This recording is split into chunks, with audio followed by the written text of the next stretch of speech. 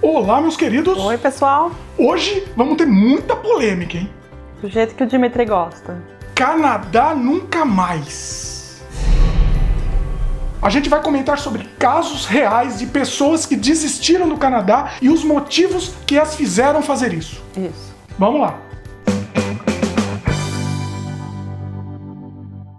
Tema pesado assim, vou tomar até um energético. Não é propaganda não estão pagando nada pra gente, mas é só pra dar uma energia mesmo. Inclusive, se algum energético quiser pagar a gente grava de madrugada. Então a gente precisa de um energético. Opa, derrubei tudo aqui, foi mal. Fabiana não gostou muito. É meio estranho, parece, sei lá, soro. É, tá falando que é natural. Não sei onde. Bom, vamos lá, energizados, vamos lá pra polêmica. Explica aí, Fá. Bom, na verdade, a gente vai comentar um texto que tá circulando na internet. O link tá aqui no post. O título da matéria é O que pensam aqueles que nunca mais querem voltar pro Canadá. Vai ser pauleira, e se preparem, a gente vai comentar e vai rebater o que precisar ser rebatido, né? Ou concordar com o que precisar ser concordado. Bom, o texto basicamente ele retrata vários casos, né, de pessoas que vieram ou para estudar ou para trabalhar e acabaram não se adaptando ao país ou não gostando mesmo e voltaram para o Brasil e estão muito felizes. Então a gente vai falar um pouco de cada um e também falar casos que a gente conhece, né, de pessoas que também estão na mesma situação. Então o primeiro é de um casal que era de Salvador. Ele era engenheiro ambiental e ela engenheira de alimentos. Vieram para estudar e trabalhar, poderiam ficar por 1 ano e meio, mas o que pegou para eles foi o inverno.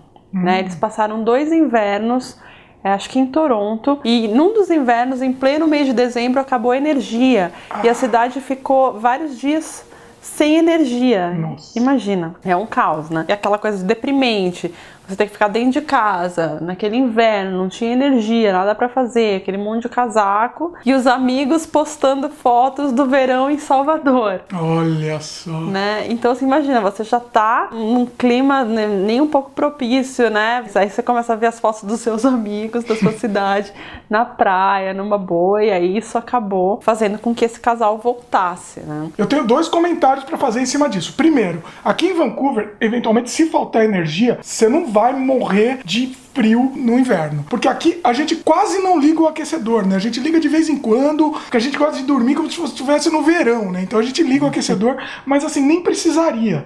Né? A gente tá falando pelo nosso prédio, eu não sei como é que seria uma casa, eu acho que tem lugares que ficam mais frios, mas não se compara a Toronto, né? Então, assim, eu acho que a gente nunca passou um inverno tão rigoroso, assim, a ponto de ficar insuportável e querer voltar pro Brasil por causa disso.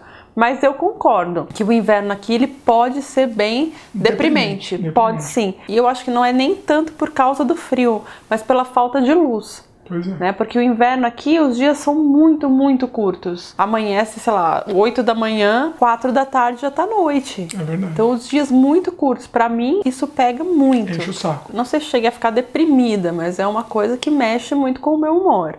É complicado. Agora, ele comentou, né? Os amigos postando foto na praia e tal. Tem também o vice-versa. Quando a gente tá aqui num verãozão assim, o pessoal lá no Brasil tá congelando dentro das casas. Tá com blusa dentro de casa, é verdade. É. Então, temos que ser justo nesse caso, né? Eu acho que pra fazer uma pessoa voltar mesmo pro Brasil, não é um fator que vai pesar só. De repente eles usaram isso como uma válvula de escape. Ou a gota d'água, né? A gota d'água, mas provavelmente foram outras coisas também. Né? Eu acredito que sim. Vamos pro próximo caso aí.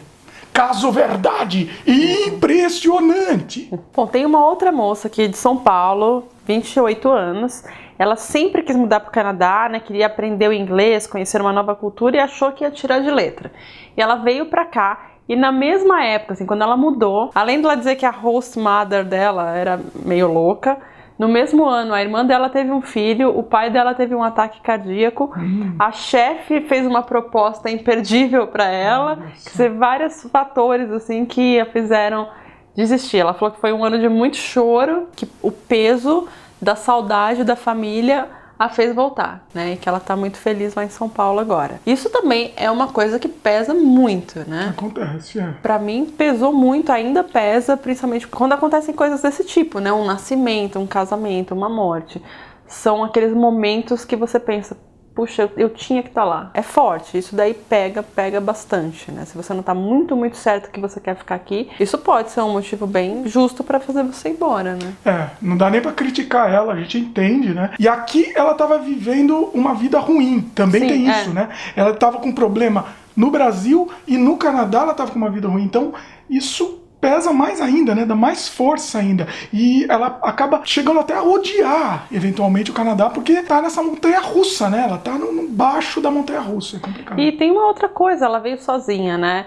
A gente tinha um ao outro quando veio, né? Então eu sempre digo que quando você vem com o marido, com a esposa, é mais fácil porque você tem ali alguém para te amparar se você cair na depressão, no choro, alguém ali te dando força e tá com você.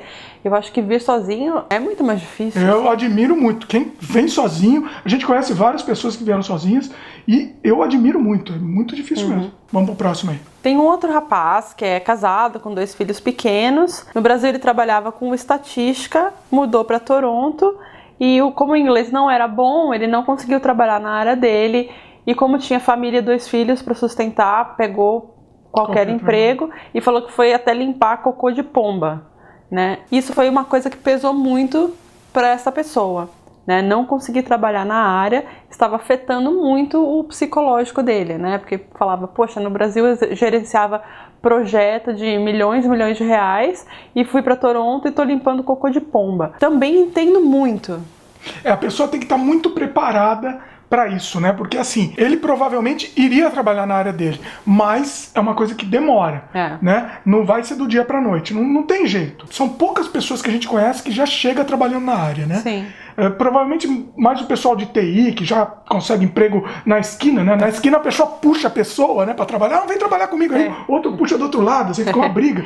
É mais ou menos assim. Mas as outras áreas, a pessoa vai precisar se adaptar, vai precisar ter experiência canadense, vai precisar ter experiência na língua também. Leva tempo, então ela tem que estar com esse preparo psicológico muito forte. E uma coisa também é teoria e prática, né? Sim. Porque, tem alguém aqui que falava que para morar no Canadá ele ia até limpar a privada.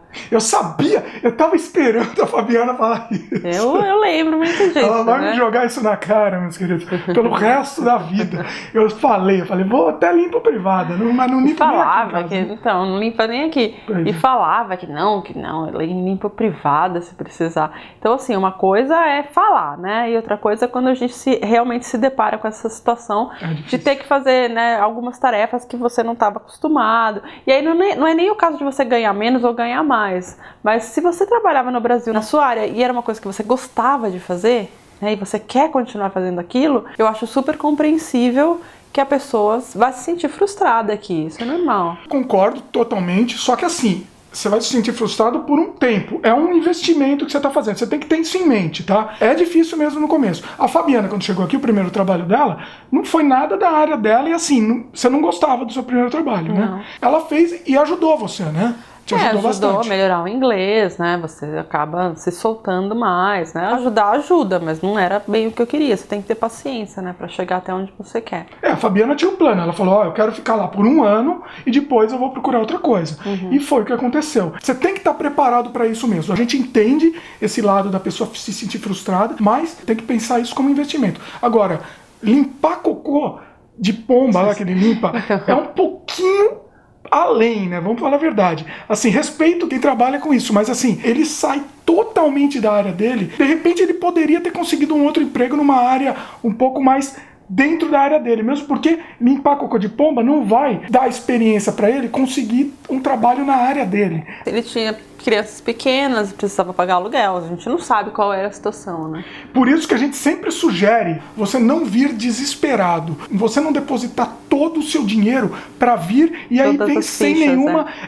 E você vem sem nenhum respaldo, né? A gente sempre fala isso, vou repetir, você tem que ter pelo menos 1 ano de dinheiro para poder se sustentar, para não ficar desesperado, porque a gente entende, ele ficou desesperado. Então tem que ter um bom planejamento, né? Vamos lá. O próximo caso aqui é de uma moça que estava numa vida ótima, pacata, né, em Toronto, estava gostando de tudo, mas essa moça recebeu uma notícia grave de que ela estava com câncer de mama e ela não tinha cobertura do plano de saúde lá.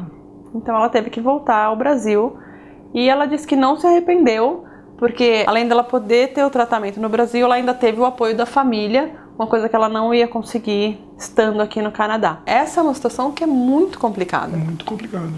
Pelo fato dela não ter a cobertura do plano de saúde aqui, eu acho que ela realmente não tinha outra alternativa. Não tinha outra alternativa. Né, do que voltar para o Brasil mesmo, porque se você tivesse que pagar aqui como um estrangeiro é caríssimo. Não tem como você pagar um tratamento de câncer se você não for um milionário. E nesse caso, ela disse que enquanto ela estava no Brasil em tratamento, hoje ela está bem, que esse tempo que ela passou no Brasil se tratando, ela reavaliou muitas coisas e percebeu o quanto estar perto da família era importante para ela.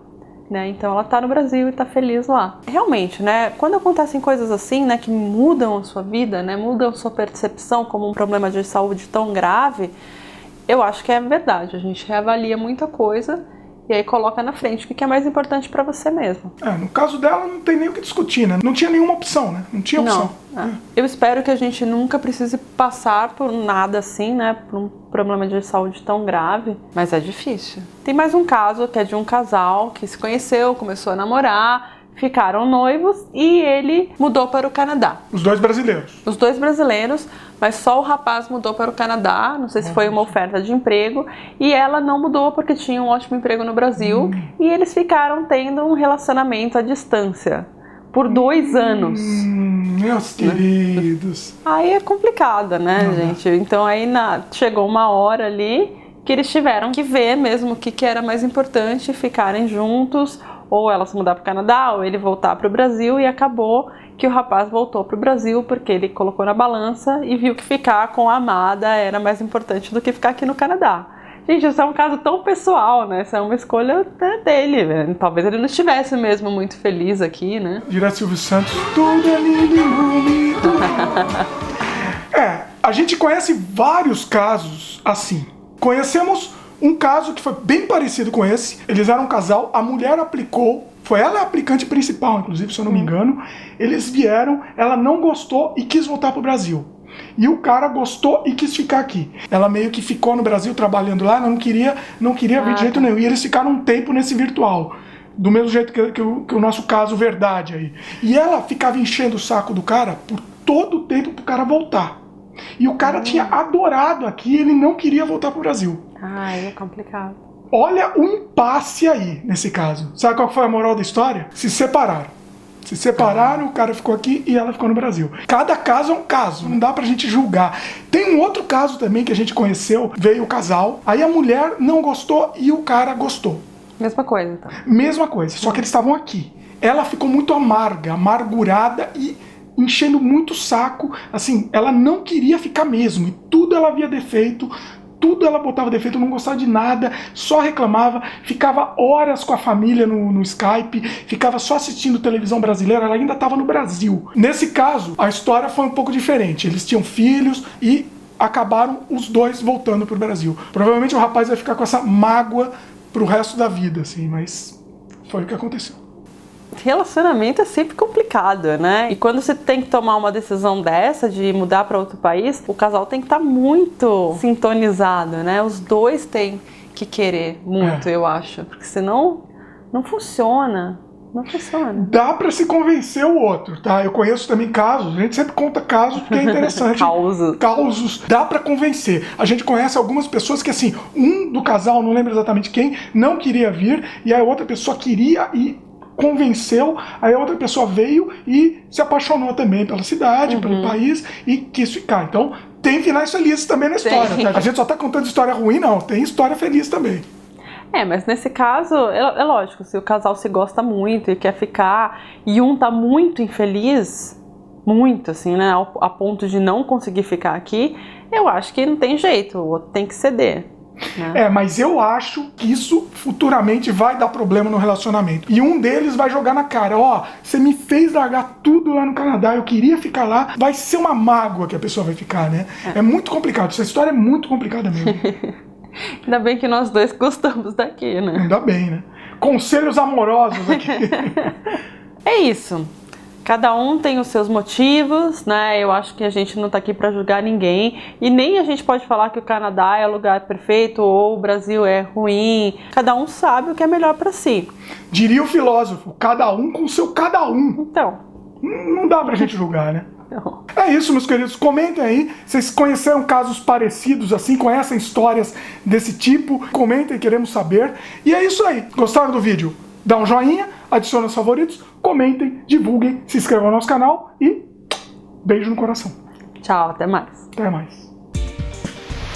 Um artigo num blog, ele diz que o Canadá não precisa de profissionais brasileiros. E aí muita gente fez comentários no blog dele falando que ele era pedante, né, que dono da verdade, né, que só porque ele tá no Canadá ele fica jogando um balde de água fria nas outras pessoas que querem ir. Não é bem assim, né? Muito do que ele fala ali no texto a gente concorda.